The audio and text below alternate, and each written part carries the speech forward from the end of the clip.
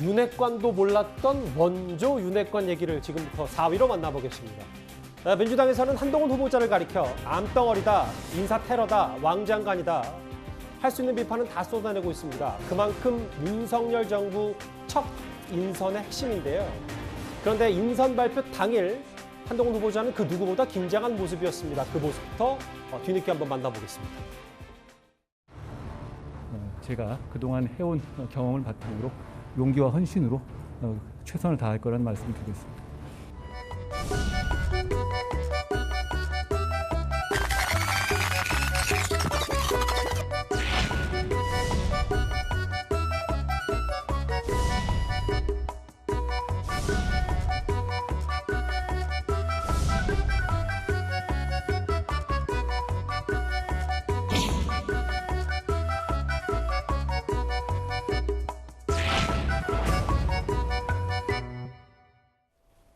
뒤늦게 화제가 된 영상이에요.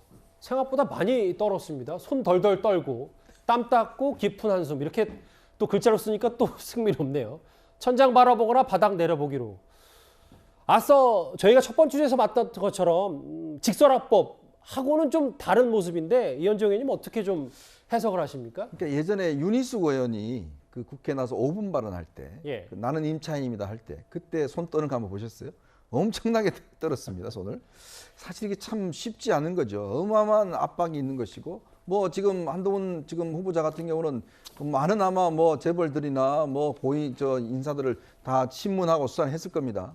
그런데 국민 앞에 나서는 거는 정말 떨리는 거거든요. 왜냐하면 지금 모든 초점이 한동훈 지금 후보자한테 초점 맞춰 있잖아요. 예. 기자들도 몰려들어서 질문하고 모든 것들이 맞춰 있고 자신의 말 한마디, 행동 한마디가 국민들 앞에 전해지는 거거든요. 이게 사실은 정치인이 어려운 겁니다. 사실 정치인들 나와서 말하는 거 쉽게 하는 것 같지만 그분들 다 현장 가서 사람들 만나고 단련돼 와서 하는 거거든요. 그러게요. 그만큼 자신의 어떤 일과 실제로 국민 앞에서 내가 이제 심판받고 국민들 앞에서 하는 행위는 너무나 어렵습니다. 마찬가지로 우리가 좀 전에 이제 그런 출근하면서 하는 이야기를 이제 이야기를 했었는데 이제는 단순히 피의자를 신문하는 검사의 신분을 넘어서서 이제 국민들하고 상대하는 정치인입니다. 예. 그렇다면 이제 앞으로 한동훈 검사 후보자가 어떤 발언을 해야 되고 어떤 태도를 임해야 될지 본인이 이제 서서히 배워갈 겁니다. 약간 면접을 기다리는 수험생 같은 느낌도 들었고요. 손 떠는 모습도 이제 뒤늦게 많이 조명을 받았습니다. 다시 본론으로 가볼까요? 윤석열 당선인은 최근 여러 언론 보도에 따르면 법무부 장관은 나한테만, 법무부 장관만큼은 내게 맡겨달라 이렇게 말했던 것으로 전해집니다. 그래서 진정한 윤핵관은 한동훈 후보자라는 얘기까지 나오고 있습니다.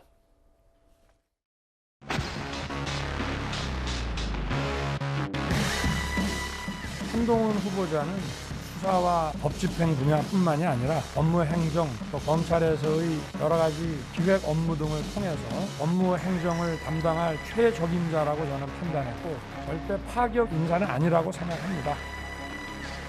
인수위가 꾸려지고 장관 인선이 시작되는 쯤에 법무부 장관은 한동훈이다 말씀이 계신 것으로 제가 전해드렸고요. 사설특검 제도도 이미 법무부 장관에게 부여되어 있는 임무 중에 하나죠. 거기에 대해서 또 특정 사건이라든가 방향을 전제로 해서 제가 지금 단계에서 말씀드리는 것은 괜한 오해만 불러일으킬 것 같습니다. 다만 업무 처리는 공정하고 누구에게나 똑같을 거라는 점을 약속드립니다. 법무부 장관 직권으로 상설특검 할 수도 있다 뭐 이런 얘기로도 들리는데요. 일단 이 얘기를 좀 해보겠습니다. 김건식 교수님. 네. 오늘 동아일보 보도를 보니까 윤 당선인이 일찌감치 법무부 장관으로 한동훈 검사장은 어떻겠는가. 이 사람 수사만 하기엔 정말 아깝다. 내 사사로운 인연의 문제가 아니다. 장지현 실장이 한번 만나봐라라고 해서 한 2시간 정도 만났는데 그만큼 공을 윤 당선인이 많이 들였다. 그런 좀 내막이 공개가 좀 됐어요. 그건 뭐 진정한 윤핵관은 한동훈이다라는 게 지금 이제 아이템 주제로 잡았는데요. 사실 한동훈 검사장과 윤석열 당선인과의 인연은 그 누구보다도 깊고 신뢰가 있습니다. 그러니까 검찰 특수통 수사를 26년 해오면서 사실 거의 대부분의 시간을 같이 해왔고 예. 그다음에 굵직굵직한 대형 거악을 상대로 한 사건들 있지 않습니까?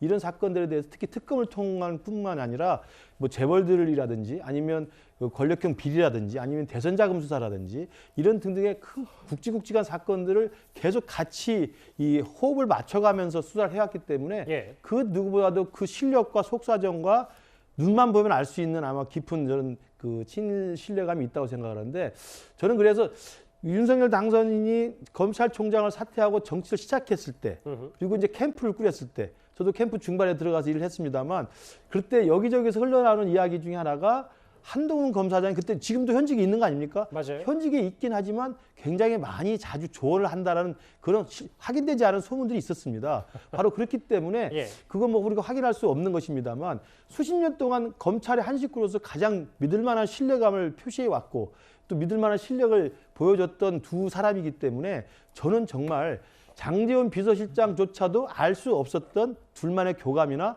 윤석열 당선인의 애초부터 생각했던 깊은 그림이 저는 픽처가 있었다고 생각을 해요. 예. 그런 면에서 저는 최근에 뭐 검수완박을 민주당이 밀어붙이니까 한동훈 카드를 꺼냈다고 그러는 것은 제가 볼 때는 그 순서가 바뀌었을 거다. 오히려 한동훈 검사장을 어딘가에 반드시 필요할 때 중용하겠다는 생각이 먼저 있었고 그것이 마침 공교롭게도 민주당이 검수완박을 밀어붙이니까 오히려 칼을 쓰는 검찰총장이나 중앙지검장이 아니라 오히려 법무행정을 총괄하는 법무장관이라는 묘수로 돌아간 게 아닌가 저는 예. 개인적으로 그렇게 해석을 해봅니다.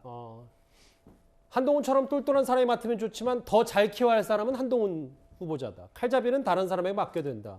그러니까 김근식 교수님이 윤석열 당선인 캠프에 잠시 몸을 담았을 때도 느꼈던 것처럼 그럼 진짜 윤핵관은 한동훈 후보자네요? 진짜 윤핵관은 윤석열 당선인 본인이죠. 아니 근데 또 장제원 실장까지도 몰랐을 정도라면 네네. 그래서 제가 질문을 드리는 겁니다. 그런데요. 민주당에서는 한동훈 후보자를 두고 기획 인사 아니냐는 시각도 있습니다. 화면 만나볼까요?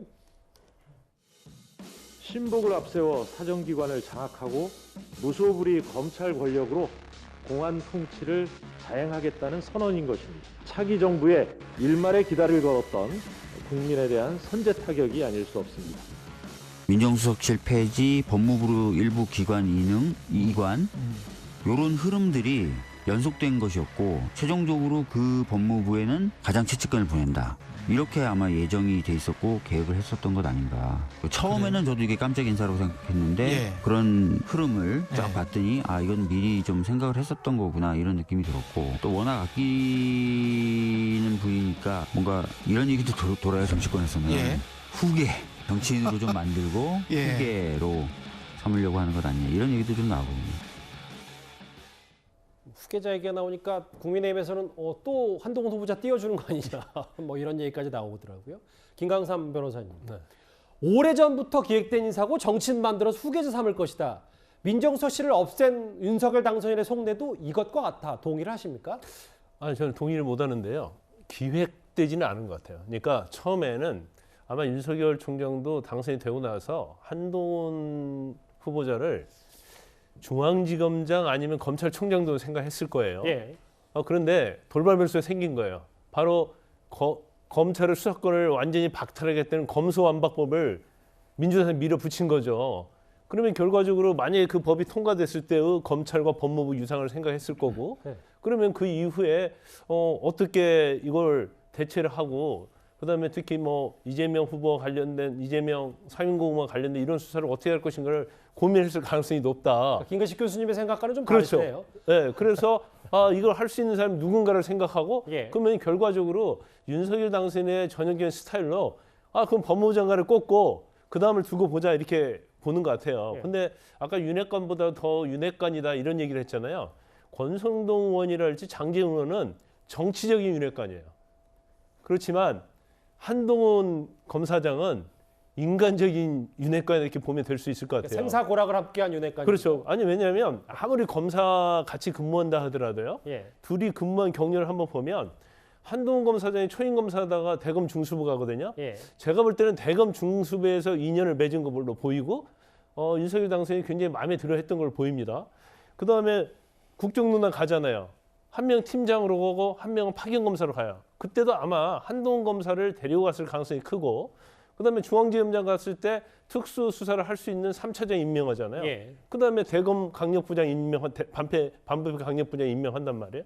그런 걸로 보면 적어도 눈빛만 봐도 서로 알 수 있는 그런 사이다. 그러면 법무부 장관을 임명을 시켜놓으면 지금 검수박탈과 관련된 이런 여러 가지가 얽히고 설켜 있는데 검수완박이요? 예. 그렇죠. 지시를 안 해도 알아서 잘 할 수 있는 그런 장관을 아마 최선의 선택으로 머리에 두고 있었고 그래서 선택을 한 것이다 이렇게 봅니다. 서울대법대 동기인 박주민 의원이 후계자 얘기를 꺼냈는데 소정숙 국장 여기 박영선 전 장관 얘기도 있어요.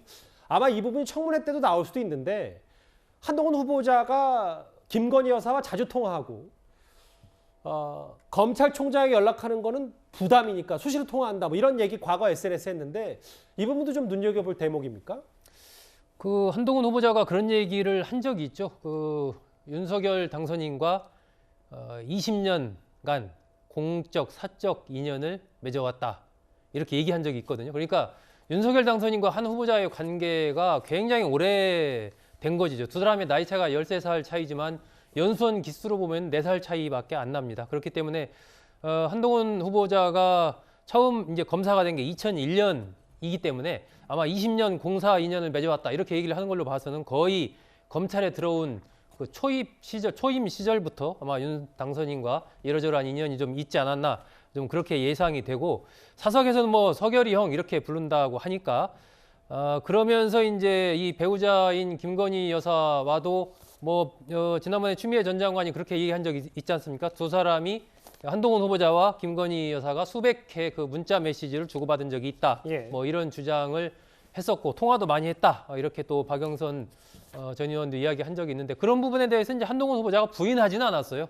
그렇게 오랜 인연을 맺어왔고 그렇기 때문에 통화한 게 무슨 문제냐. 뭐 이렇게 이제 반박을 한 인터뷰를 제가 본 적이 있는데 아마 그런 부분들이 아마 청문회에서도 집중적으로 좀 많이 얘기가 될 거고 그렇지 공사 구분이나 뭐 이런 부분과 관련된 좀 이 민주당 의원들의 날카로운 예. 질의가 또 예상이 됩니다.